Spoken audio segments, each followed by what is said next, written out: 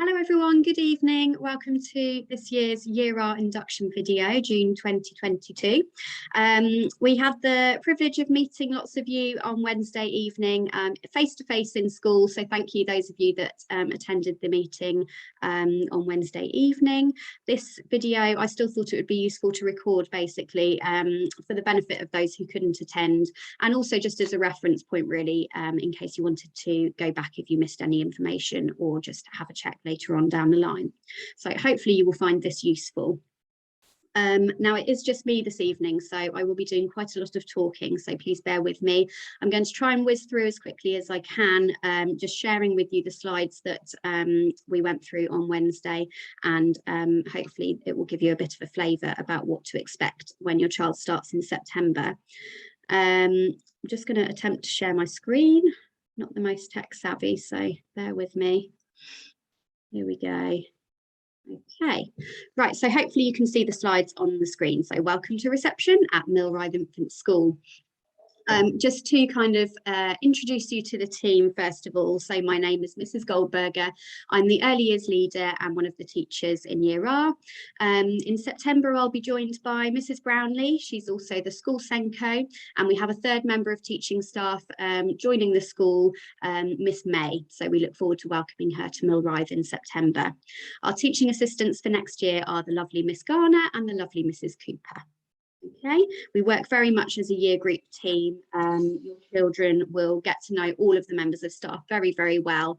They will be taught by all of the teachers at various different points, and similarly the TAs work across the year group as well. So we'll all become very familiar. Right, moving on to the curriculum itself. There we go. We follow the early years foundation stage, which is the same curriculum, the same guidance that will have been doing in their nurseries and their preschools. It's split into 7 areas of learning. So we have the prime areas, which are the areas in yellow: personal, social and emotional development, communication and language, and physical development. And then we have more specific areas, which are in orange. So that's your literacy, mathematics, understanding of the world, and expressive arts and design. And there are elements of all of these areas which overlap and interlink, and the specific areas very much build on the prime areas. So it's really important that we get those prime areas right in the very early stages. So that's a big focus for us. Your child is obviously at the centre of everything that we do. They're at the centre of this curriculum. So we engage with them, we observe them, and we use what they're interested in to plan the next steps. Ultimately, we want to give your children the skills that they need to move forward and become kind of independent and confident learners as they move through the school. The grey arrows that you can see coming out from the centre refer to how your child learns. These are called the characteristics of learning. You have playing and exploring. This is where your child will be able to show curiosity and interest in the things that they're interested in. It's where they explore. They might choose to act out stories using action figures or little dinosaurs, or role play and dress up. Active learning is about them developing motivation and persistence, and it's kind of about them finding themselves as a learner really. It's about how they learn. It's about them developing that resilience and kind of enjoying a challenge. And then we have the creating and thinking critically strand, which is where your child will start to make links with their prior learning. They'll have their own ideas because they've experienced something before, and they will adapt and they'll begin to solve problems. So I'll go through some of the areas. I'm not going to go through all 7 areas, but just kind of the most important ones really. So communication and language. I mean, this underpins absolutely everything. So it starts very much from the beginning of when your child was born, and even prior to that. So it's the back and forth interactions that you've had with your child from birth, and it forms the foundations of language and their cognitive development. We aim to provide children with a language-rich environment in Year R. We, as adults and teachers, we model, we comment on what the children are doing, we provide a narrative for them, and we ask lots and lots of questionings to kind of move that learning on. We echo their thoughts, and we might add in additional language as well. And all of this helps to widen your child's vocabulary and develop those communication and language skills, which are so vital. Reading is also a huge focus in school, not just for phonics, it's for pleasure as well. So a huge part of our day in Year R is based around role play and storytelling, whether that's with small world toys or whether it's acting and out and retelling ourselves. So moving on to personal, social and emotional development. Again, a really, really important area, one of the prime areas and fundamental for your child's development. If we don't get this personal, social and emotional bit right, your child will find it very, very difficult to learn. This area is about the attachments that your child forms, not just with their peers, but with us as adults as well. It's about building relationships, understanding their own feelings, but also beginning to understand the feelings and emotions of others, and building that tolerance and respect for other people. It's about self-regulation, self-confidence, and developing a sense of worth and value in our society and our community. This section also encompasses things like healthy eating and personal hygiene needs, and also obviously developing friendships and things like that. So really, really important. Moving on to physical.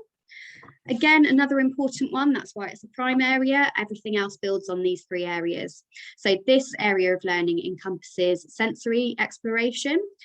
So we do a lot of messy play in Year R. You can see in the pictures on the screen that children are exploring the texture of shaving foam. They're having a go at writing letters in sand. So lots of sensory experience and exploration, but it's also about gross and fine motor skills. So your gross motor are the big movements to do with kind of core stability and strength, balance and coordination, and also that understanding about how to develop a healthy body and why that's important. And then your fine motor is more precise, that's your hand-eye coordination and your pencil control, and obviously is very clearly linked to early writing. So moving on to early writing. We, as you saw from the slide before, we do a lot of kind of sensory play in the early stages in Year R. Sometimes parents worry about writing, and what I would say to everybody, I say every single year, is please don't worry, because all of the children are different. We get children who come in September who are already writing their name and sometimes even words, and they can hold their pencil beautifully and they're forming the letters correctly. And then you have another child who's just really not interested in even picking up a pencil yet. That's absolutely fine. They are all different, and we have a very wide spectrum of needs that we cater for in Year R.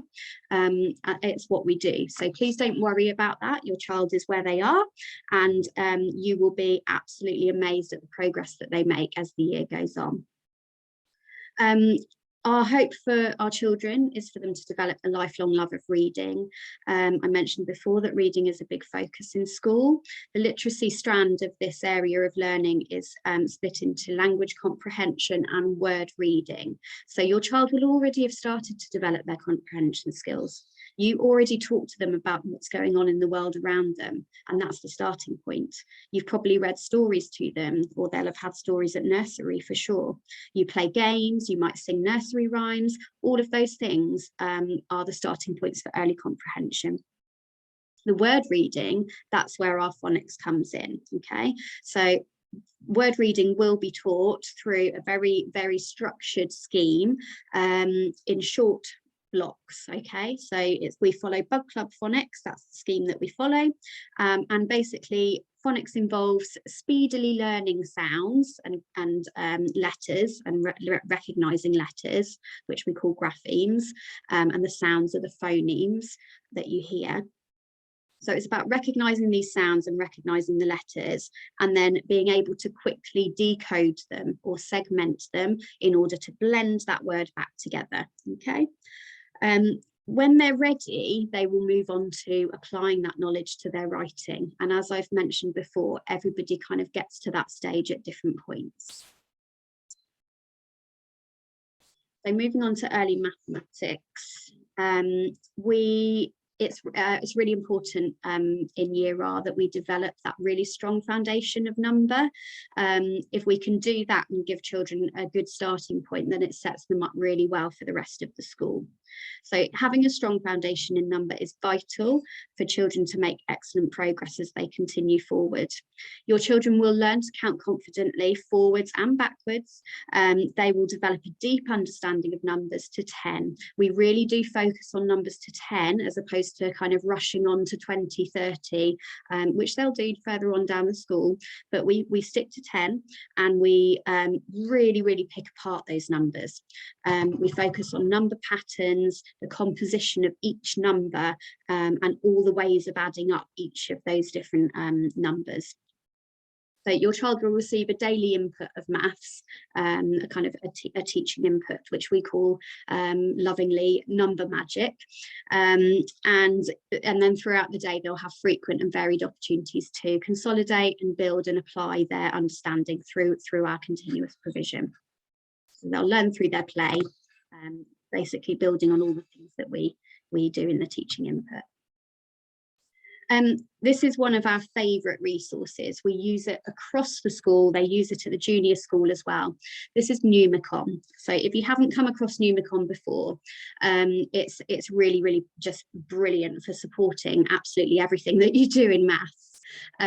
Each of the shapes and the colours represent a different numeral or digit, and your children will become very familiar in manipulating the different numbers, and they'll learn to add, they can subtract, they can do doubles and halves, they can create number patterns, they can create colour patterns. There's all sorts of things that they can do with Numicon. We use it on a daily basis, and the children use it during their continuous provision as well. So if there was a resource that you would like to get to support your child with maths, this is the one that we recommend, and you can just go online, Google it, and it will come up. Okay, so phonics, I kind of briefly touched on this before, but it's a really important part of our day in Year R.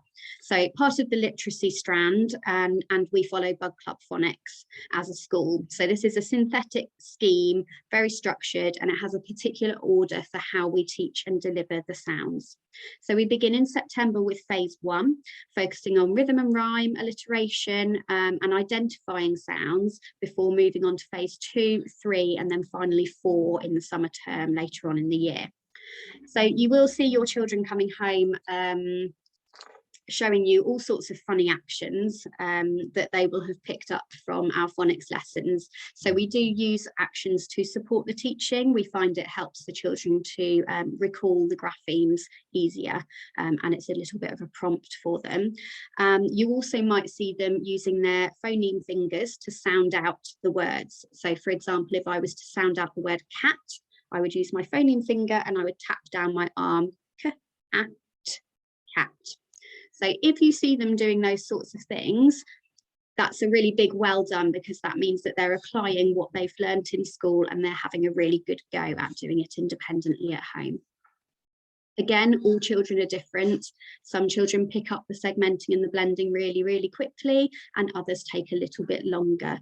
But just try not to worry, just keep practicing, keep reading the reading books, and your child will get there in their own time, believe me. Okay, lunch times. This is always quite a big worry for parents, lunchtime. It can be quite an anxious time for some children as well. So we do understand your concerns. All of the children eat together in the hall. We go in at 11:50, so we have a little bit of a head start on the rest of the school, just because we do take a little bit longer to get ourselves sorted. There are hot meals available for your child to choose each day.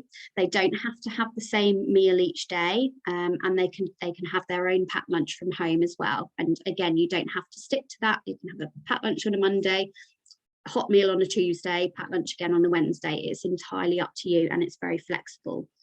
The different options available always include a red option, which is a meat or a fish, or a green option, which is a vegetarian or vegan choice. You don't, and as I say, you don't have to stick. You will have the menu shared with you if it hasn't already been shared, and it's a good idea to talk through the options at the beginning of each day or each week, however you want to do it, with your child, and get them to choose what they would like. And as they come in through the door in the morning, they make their choice. So they have their name card, and they will put it on a picture to show us what they would like to have for lunch. Okay, just a reminder as well, the school lunches are completely free for our children, so that's a little bit of an incentive sometimes to encourage you to have them. Okay, so moving on to baseline assessment. Again, parents can get quite worried about the word assessment. This is really not something to worry about. It's basically a getting to know you exercise that we have to carry out in September. It is statutory, it is something that we have to do, but it's basically a series of practical activities to kind of determine a starting point for your child's ability in literacy and in maths. So there are some kind of counting activities to do, and the children actually really enjoy doing it. They spend a little bit of one-to-one time, takes about 10 minutes with a teacher, and they enjoy that kind of interaction, and it's a really good way of us getting to know your children. So that will be carried out in September as your child starts school. So thought it would be useful just to share a timetable of what a day looks like in Year R in September. As the year goes on, the timetable changes and adapts, and things kind of get moved around a little bit. But in September, this is what it will look like. So your children will come in. The latest point that they can come in is 8:50, and between that time we do registration, we choose our lunch, and your children will participate in some morning activities, which are tabletop activities, all designed to strengthen their fingers and develop those fine motor skills ready for early writing. Once we've sorted out registers and everybody's in and settled, we start our phonics. We'd keep it nice and short to begin with, sometimes only 10 minutes, and then gradually we build up and up and up, and the time increases as the year goes on. We aim to be choosing our learning, that's what we call it. The children think they're playing, well, they are playing, but they're learning through their play. So we refer to it as choosing their learning, which is where you can see the CIA, child initiated activities, from 9:30 onwards, and that's where we carry out our baseline assessment. So we'll be engaging with the children and then taking them off kind of to do their counting and their literacy. You can see something called Sticky Kids, which is a music and movement program, which we all absolutely love. So we get a bit of movement and dancing into our mornings as well. And then we stop at about 11 o'clock, tidy up before, obviously, and that's where we do our number magic. So a little bit of maths just to kind of finish the morning off. There's usually time for a quick circle time or sometimes a story. Circle times are where we address any issues that might have occurred during the morning. If we need to have a little chat about sharing some toys or about tidying up and being respectful to our learning environment, that's the time that we do that. And then we have our lunch for an hour, 11:50 to 12:50. The children tend to spend about 20 minutes, half an hour in the hall eating their lunch, and then as they're ready, they go outside for half an hour's play outside on the playground. Registration for the afternoon when they come back in, and then in the afternoon we deliver our foundation or sciencey inputs. And again, this is all kind of linked into our continuous provision. So we might talk to the children about planting bean plants, for example. That's what we've been doing recently in Year R. So we've been talking about seeds and what do the seeds need to grow. We might go on a walk outside and kind of have a look at where the flowers are growing and why we think they're growing well there. So it's all very practical. And then the children are off again. They have their own choosing time in the afternoon where they're learning through their play. We tidy up at about 20 past, 2:30, ready to get home and have a story, and go home at 3 o'clock. After the October half term, we do start to attend some school assemblies with the rest of the school, and we usually attend 3 times a week, on a Monday, Wednesday and a Friday. Okay, so just a few ways that you can help us basically to be ready for school. So for us, school readiness, I've had quite a few questions about this from parents about school readiness and what does that mean.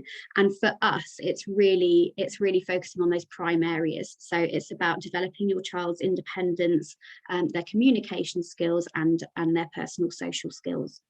So the most helpful thing you can do for us is to help your child to be independent.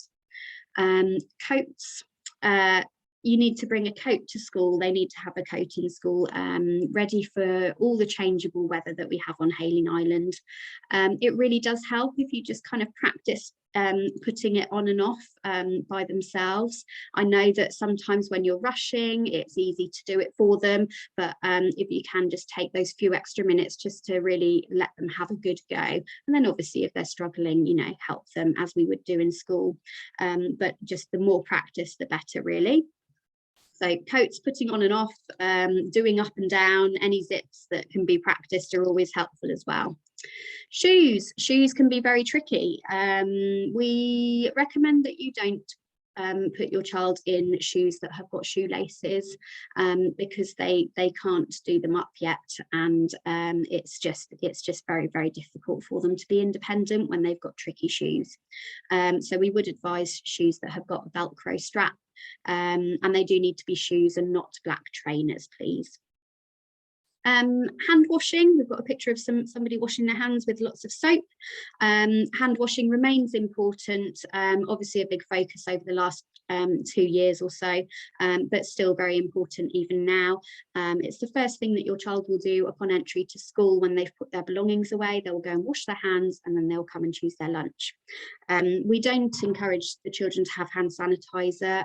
We do advise that soap and water is best. Toileting, again, an area of concern for many parents, but please know that we are here to help you and support you in any way that we can. But it really does help if your child is as independent as possible before starting school. So if you know that you've still got a little bit of work to do, really do a big push on that over the summer. So obviously sometimes your child may need some support, and we can assist and we will assist, but we do encourage independence. So our first kind of port of call would be to talk your child through wiping or whatever it is that they're struggling with, and then obviously we can, you know, support them if we need to. Any concerns about toileting or any of these areas or anything at all, please do just speak to your class teacher when they come to do your home visit. Wellington boots, we go outside in all weathers. The teachers have all got wellies in school. We've all got waterproof outfits that we put on, and so your child will need a pair of Wellington boots in school. Please do just make sure, it's probably a good point for me to say, please put names in absolutely everything that you send into school, and that includes shoes, pants, socks, vests, anything. Finally, there's a picture in the middle, a big picture of your child with their listening ears. So things that you can do to help kind of practice this a little bit before starting school is simple things like using their name to gain their attention, being a good model in terms of good listening, so lots of eye contact, and lots of encouraging the children to do good listening, lots of positive praise when they do good listening. Some things that your children will need every day in school. We've already talked about coats, and just it's just really about making sure that that coat is suitable for the changeable weather. So sometimes in the spring, a rain mac is best, definitely a warmer coat in the winter. Warm hats, gloves and scarves in the winter months. We have a storage box in each classroom, and your child again will become independent in organising their things in the box and collecting those at the end of the day. Please name everything. Sun lotion and sun hats for obviously the warmer months. We can't apply sun lotion to your child. So please make sure that you apply a high factor before they come into school, and then the bottle needs to stay at home. We have children with allergies and things like that, and it has been known that children have lovingly shared their sun lotion, and so we do ask that you apply before you come into school. Book bags, you'll be provided with a book bag by our wonderful PTFA. So your teacher will bring the book bag with them to the home visit, and you'll be able to keep it from then on. Really important that these come into school every day, okay? Not only because it contains your child's reading book, but also their yellow reading record, and there's also various other books and notices that come home, as well as all the beautiful pictures, of course, that your child will make. So yeah, really important that that comes in and out of school every single day.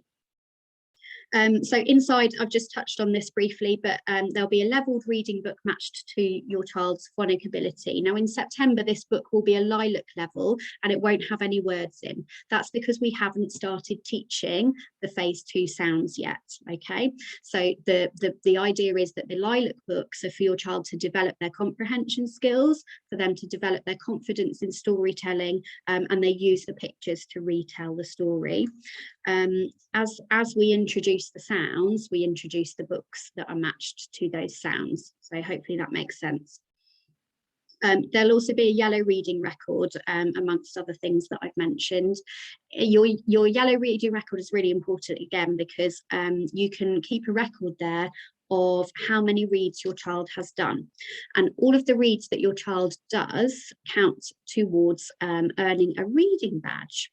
Now, the reading badges are all sorts of precious gemstones. We have diamonds, we have lemon quartz, we have morganite, all sorts of stones and gems, and all manner of things that the children get very excited about earning their reading badges.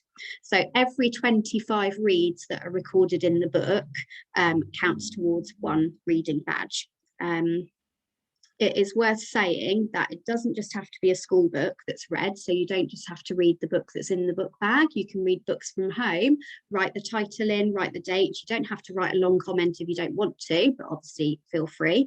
And then it's one read per day that counts, okay? So if you read The Gruffalo, Room on a Broom, and your phonic book from home all in one day, by all means write it down in the record so we can see what your child's been reading, but we will only count one of those reads towards the badge, okay? Water bottles, really, really important. Your children drink a lot of water throughout the day. And it's really important that they have a named water bottle in school. We don't leave them in school. We ask that they get taken home every single day, washed out, and then brought back with fresh water in the next day. Possibly just worth mentioning as well, do just make sure that it's got an opening that your child can work independently. Some of them are quite tricky to twist and open, so just make sure that your child knows how to use it. Jumpers and cardigans, very important again. The windows and the doors are open all day in Year R, so it can get a little bit chilly in the winter, so make sure that they've got their school jumper or school cardigan. And then PE kits as well. So you'll need a blue PE bag, which can be ordered online. They will need their PE bag in school every day. We do PE twice a week, and at the end of each half term, we'll send the PE bag home so that you can give the kit a little wash. And inside the PE bag, they just need to have a pair of shorts or black leggings if they prefer, and a t-shirt. Okay, you can get t-shirts with school logos on, or you can just use a plain white or blue t-shirt. That's absolutely fine. Please do just put your child's name on absolutely everything, as I've already mentioned. Okay, so moving on to school policies. We're nearly there, I promise. Mrs. Ford usually does this bit, so hopefully I will cover everything that I need to say. So as a school, we have really high expectations of all of our children. We teach them to be confident, we teach them to be resilient and independent learners. That's what we want from them. We have 3 key words that underpin everything that we do, and these words are ready, safe, and respectful. You will hear these children say these words an awful lot throughout their time in Year R and at school. And it's really it's about it's about not just respect for other people, but it's about respect for our learning environment. It's about how you can show that you're ready to learn, so that you can become that confident and independent learner.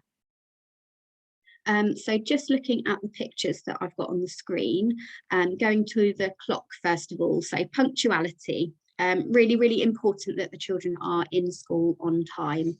If you arrive after 8:50, then you will be classed as late. The reason for this is it's really important that your child's arriving with their peers. It can be very, very unsettling for them when they arrive and everybody else has already settled and has already chosen their lunch and they're all kind of sat on the carpet, and then that child walks in and doesn't know what's going on and what's happening. Particularly in the early stages in Year R, it's really important to try and get to school on time. Of course, we do appreciate that life can get in the way. We know that some of you travel by bus and sometimes buses are late. Sometimes there's loads of traffic. Sometimes you might just have had that awful nightmare morning. So we do understand, and we are here to support your child and to support you as a family. So if you are regularly having problems getting in on time, please do just talk to us, talk to your teacher, talk to Mrs. Ford on the one-way system, or speak to one of the ladies in the office, Mrs. James or Mrs. Jerram, because we are here to help. And if we understand what it is that's you're having difficulty with, we might be able to help you. Medicine. So obviously try as much for your child to be in school. Attendance is really, really important, as I've already touched on. But we know that your child is going to get ill. You pick up all manner of things in Year R in particular. So we do understand that there will be periods of time that your child will have to be absent. You know your child best. And what I would say is, you know when it's just a sniffle and they can kind of power through, and when they're really, really not well. So if you feel that you can dose them up and they can cope with the day, by all means give it a go. We will always monitor them. Just let us know in the morning that you've done that. We will always monitor them and give you a call if there are any problems.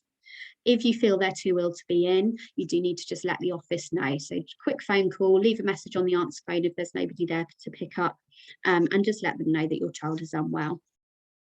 If they are unwell with sickness or diarrhea, then it is 48 hours before they can come back into school, and that is non-negotiable.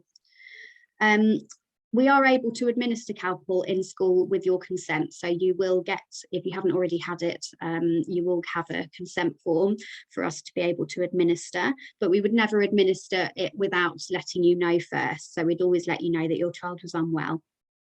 Any other prescribed medicines can be administered, but they need to be administered by certain trained members of staff. So you do need to come into school with the medicine. Don't send it in a book bag. Take it round to the school office. You'll need to complete a form, and then the correct member of staff can administer that medicine. Okay. Holidays. Picture of an aeroplane there. These will not be authorised in term time, okay? The only absences that will be authorised really are absences in exceptional circumstances. So, for example, if there was a bereavement and you needed to attend a funeral, that would be authorised. But holidays are a no. If you do need to have a leave of absence, then you need to fill in a form. And again, you can get that form from the office.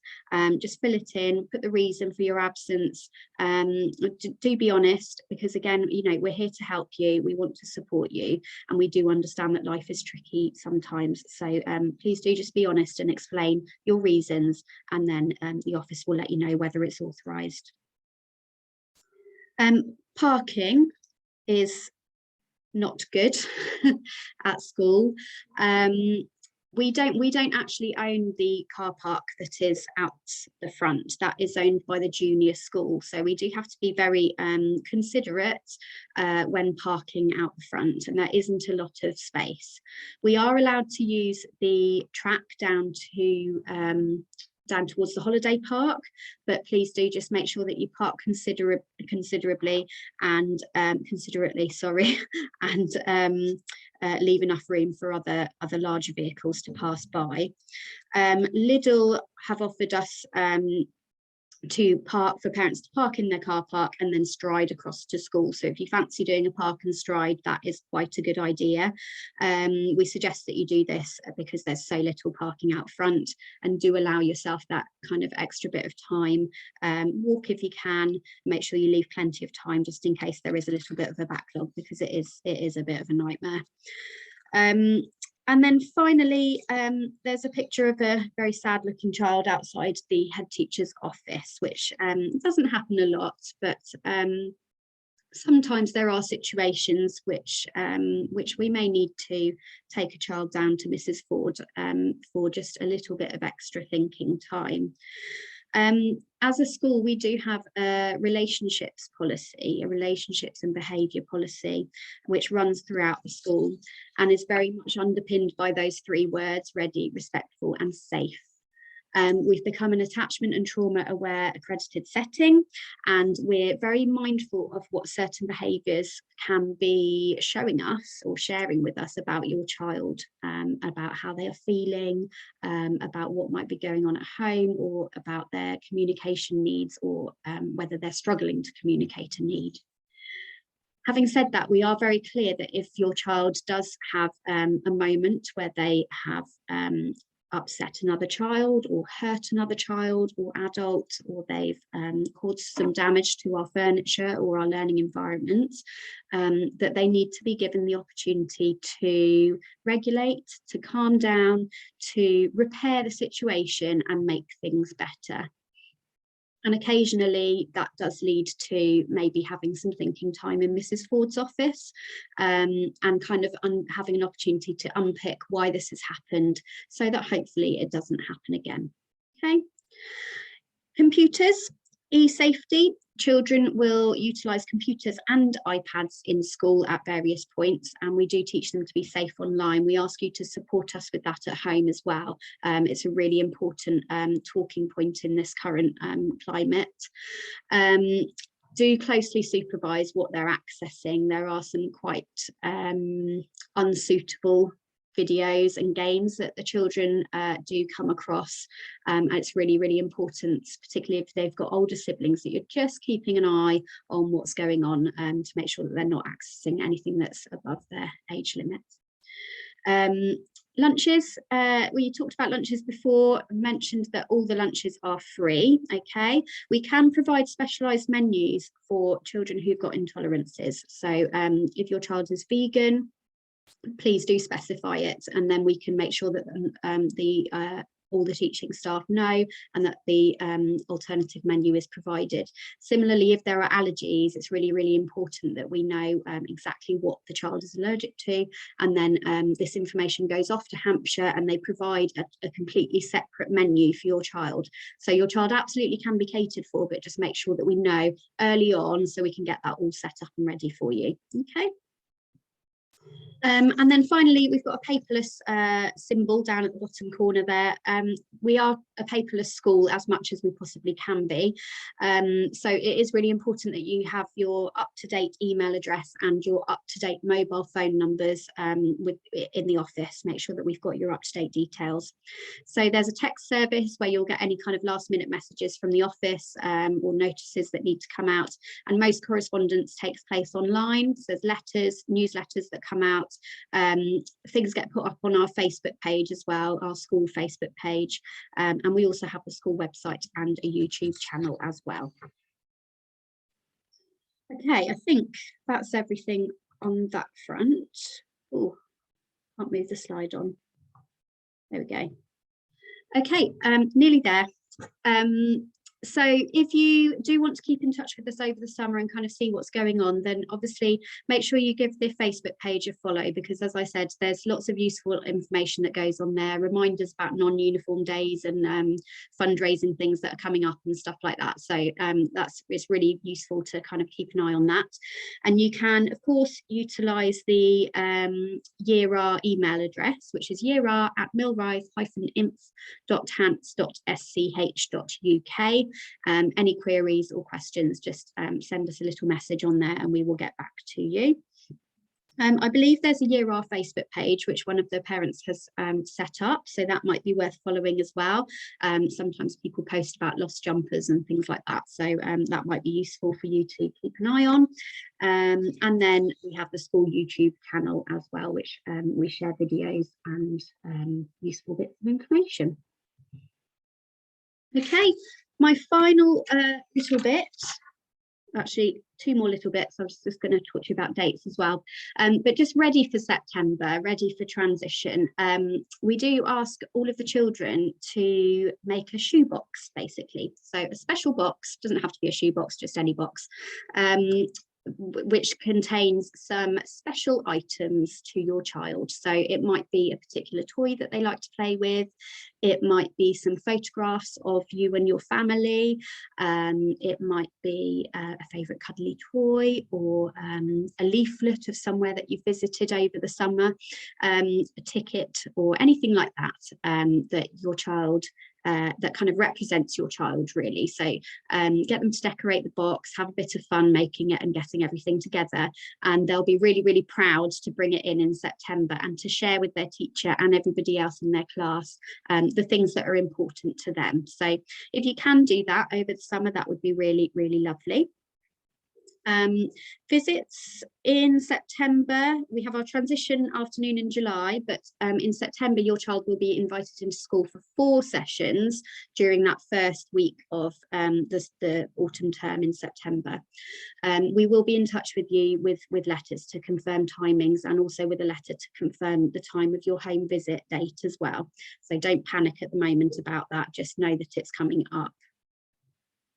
And then just to recap on the dates, hopefully you've all had the letter with excuse me, the dates by now, but just to recap, if your child is born in the autumn term, they will come to school, they will start school on Monday the 12th and Tuesday the 13th of September, which will be half days. And then Wednesday the 14th of September, they will go full time. If your child was born between the 1st of January and the 30th of April, they come into the spring category. They'll start 14th and 15th half days, and then Friday the 16th they will go full time. Summer children, they've got an extra week. I know it's inconvenient for some, but it is just the way it is. It's the same every year. They start on Monday the 19th and Tuesday the 20th for their half days, and they will go full time by Wednesday the 21st. So do just keep those dates in mind if you need to make childcare arrangements for those first few days, particularly if your child is a summer born. Okay, I think that's it. Thank you very much for listening and watching. I hope you found that useful, but obviously any other queries, just don't hesitate to drop us an email or give the school office a call. Okay, look forward to seeing you all soon. Bye for now.